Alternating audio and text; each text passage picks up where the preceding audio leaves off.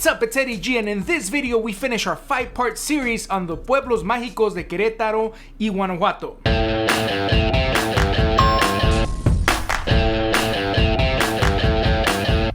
Guanajuato City is a very beautiful city with many valleys and rich history. Its climate and access to water made it perfect for agriculture. But it was its mineral deposits that made this town a very important city to the Spaniards, who settled here after the conquest in the 1520s when they found gold and silver in the surrounding hills and mountains. The town is very unique. It has a system of underground roads and tunnels that is said to have been built by the miners who had a lot of experience in the tunnel building department. These huge tunnels were initially built to divert the Guanajuato River and prevent flooding, but now are used to drive traffic into and out of the city center. As soon as we got there, we started walking around, admiring the streets, the university steps, and the European-style architecture of Teatro Juárez. After that, we had lunch at a great restaurant in front of the plaza called La Trattoria, which according to Google means Italian restaurant serving simple food.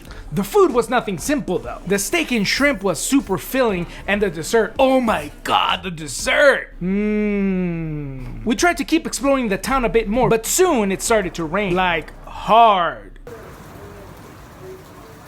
Everybody ran for cover and we headed back to the hotel for a much needed nap. Later that night, we returned to the town for dinner. But it was a long nap. Anyway, we had some aguas frescas, steak and enchiladas, delicious bread platter, and some cafecito for an energy boost. Outside of the restaurant, we heard a commotion and we found out that we had arrived in Guanajuato during the Festival Internacional Cervantino. ¿Por qué están vestidos así? ¿Qué es lo que está pasando aquí? ¿Por qué tanto desmadre? Como dice en inglés, desmother.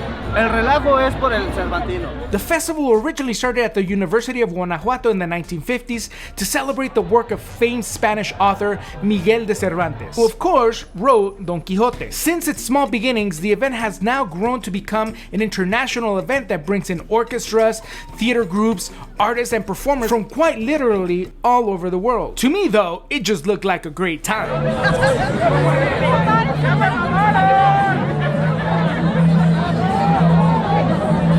There was music all over the place and people were just having a good time.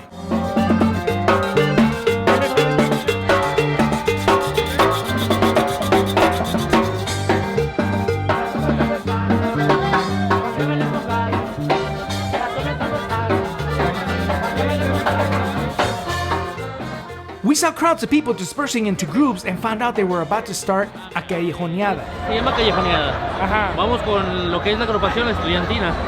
¿Sale? Vamos por los callejones y plazuelas más emblemáticos de la ciudad, cantando y bailando con música tradicional mexicana y música estudiantina. La música estudiantina es una versión de música española. A ver, Roberto me va a probar este juguito aquí de naranja. Se agarra de este lado.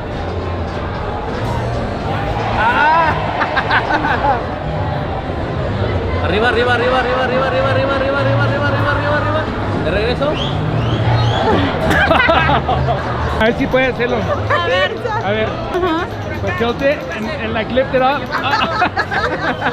After getting a short lesson, we were hyped up. We headed into the callejones singing familiar songs with hundreds or maybe even thousands of people. At various stops, our leads would tell stories and sing songs about specific landmarks. It was like a theater performance, but with music and drinks.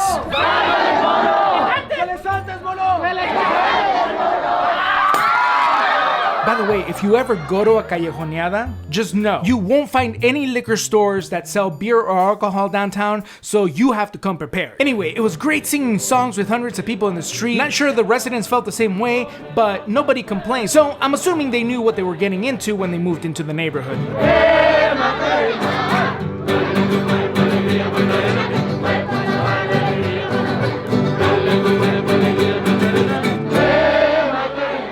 At a certain point in the callejoneada, men and women separated into groups and went in different ways.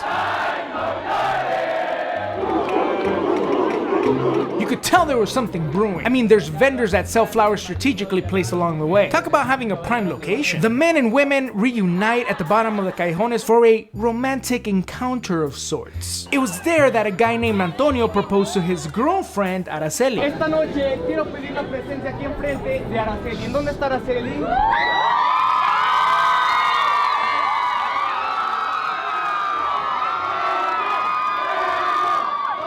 Aw, que cute. In exchange for my video footage, I got invited to their wedding in Toluca, which probably already happened, because, you know, it was a while ago. ¿Era la boda o no? Si quieres ir, vamos. Ah, ¿a dónde vamos? ¿A dónde No vamos? sabemos todavía. No somos aquí, somos de Toluca. ¿De dónde? De Toluca. Para allá viejo también. Para allá viejo problema, también. ¿eh? ¿Sí? Anyway, after a quick recharge, we made our way to the last stop of the Callejoneada, the famed Callejón del Beso, or in English, the Alley of the Kiss. Legend has it, a very jealous, very strict, and very violent man had a daughter named Carmen, whom he kept hidden from the world so no one would take her from him. One day though, she met a man, a very handsome man, who was a humble miner from the town. When her father found out though, he threatened to send her away to a convent and later marry her off to a rich nobleman from Spain. Don Carlos was kept from his love, but he found out that the house next to her house was for sale, so he bought it because there was a balcony that was like 3 feet away from her window. So with every cent he had, he bought the house. The couple would meet for endless nights, having beautiful conversations and probably a little bit more, if you know what I mean. Until one night, she got busted with him and the dad basically like stabbed her and the guy was all heartbroken and then he like committed suicide. So, you know, there's that. It's kind of a sad story now that I think about it.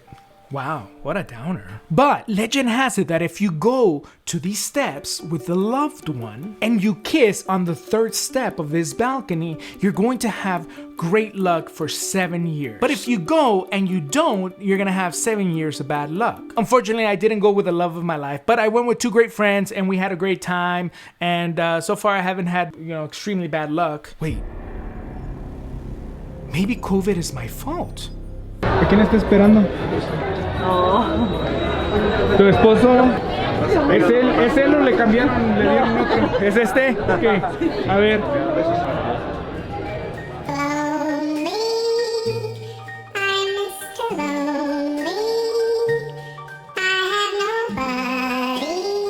Yeah, unfortunately I didn't go with the love of my life, but I did meet an older woman there and you know, we're seeing how things work out. You know, long distance. Anyway, I hope you enjoyed this series. I know it took a little while to make, but you know, life gets in the way. I do want to thank Visit Mexico for sponsoring this trip. It was amazing. I had a great time. I learned that Mexico is full of beauty and experiences beyond what you may imagine. I encourage you to visit Mexico and especially Los Pueblos Magicos, which there are a ton of. And if you do, make sure that you tag me at ONGHetzEddieG so that I can go like and comment on your photos. But until next time, my name's Eddie G. I'll see ya next time. Se divide en la Xochimilcas. Y entonces se nos ven ellos cuando llegan los españoles y ya se los Porque vamos a chocar con algo, mire. Sí.